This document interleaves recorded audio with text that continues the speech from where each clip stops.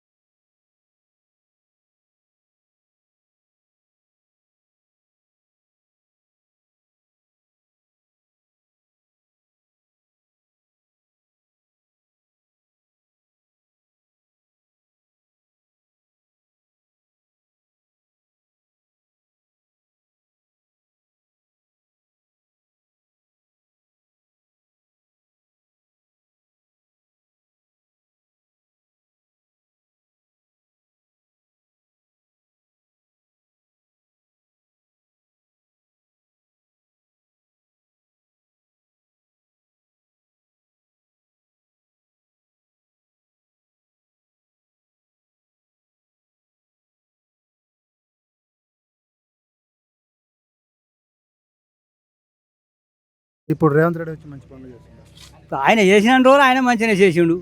ఈయన చేసేటోనికి ఎవరికో చేస్తుండు, అందరికైతే చేస్తలేడు. కేసీఆర్ ఏమేమి పనులు చేసిండే? ఏం పని చేసిండు మీకు తెలియదు? కొత్త కొత్త పనులు. కేసీఆర్ ఏం చేయలే, మొత్తం అప్పులు చేసి పోయిండు అని చెప్తాను. ఎవడు? రేవంత్ రెడ్డి చెప్తుండు. మరి ఇప్పుడు పెట్టుబడి పెట్టి వ్యవసాయం చేసినప్పుడు అప్పు కాదా? మరి వాడు చేసినప్పుడు అప్పే ఉంటుంది, వీడు అప్పు చేయకుండా చేస్తుండు అయినే. మీ ఎమ్మెల్యే ఎవరు ఇక్కడ? ఇరవై దయాకర్. ఇప్పుడు ఉన్న ఎమ్మెల్యే ఏమో ఆమె పేరు నాకు తెలియదు. ఇప్పుడు కాంగ్రెస్ ఎప్పుడైనా చూసినా ఇవ్వాలి మీ ఎమ్మెల్యే? అప్పుడు ఓట్లప్పుడు చూసినా, ఇక మళ్ళీ చూడలే. మేడం గారు రారా మీ ఊరికి? ఒక్కసారి వచ్చింది. నేను ఢిల్లీ పోవాలంటే నా చేతులకి వెళ్ళి పారా ఇచ్చిన, ఇచ్చిట్ట చెట్టు పెట్టినాడు చేసింది. నేను ఢిల్లీ పోవాలంటుంది. మరి దాదా ఇచ్చిట్ట చెక్కింది, ఇక చెట్టు పెట్టినాడు చేసింది, వెళ్ళింది. గాయాలు ఒకటి చూసిన, ఇక నాకు ఇంతవరకు ఆమె తెలియదు.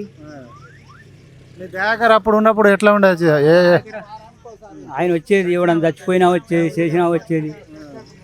అని మళ్ళీ కావుపడుతుంది. మేడం వస్తలేదా? ఎత్తలేదు. మేడం కూడా మంచిగా తిరుగుతున్నా చెప్తుంది. ఏమో మరి ఎక్కడ తిరుగుతుందో మరి మాకైతే అవపడతలేదా?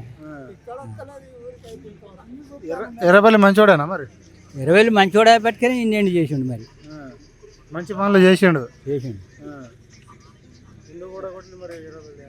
ఇక చెప్పుడు మాటలు బట్టి ఇప్పుడు రేవంత్ రెడ్డి 6 గ్యారంటీలు పెడతారట, 2500 ఇస్తారట ఆడవాళ్ళకు, అది ఇదని చెప్తారకే ముగ్గురు లోకం ఉప్పించారు.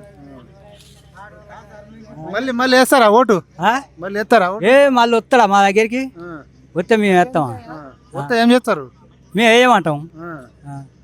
ఎట్లా ఇంకా 5 సంవత్సరాలు నేనే ఉంటా అని చెప్పండి. మరి ఇన్ని గ్యారంటీలు చేస్తానంటే ఏవైతే మేము ఎందుకు ఎత్తాం నీకంటే సపరేకపోతాడు. ఇంకా 5 సంవత్సరాలు ఉంటాడట రేవంత్ రెడ్డి. ఉండని ప్రజలు మొత్తం నన్నే ఆదరిస్తారు, ఇంకా 5 సంవత్సరాలు ఉంటాయని చెప్తుండ్రు. ఉంటాడా రేవంత్ రెడ్డి? అది చెప్పలేము మరి. జనం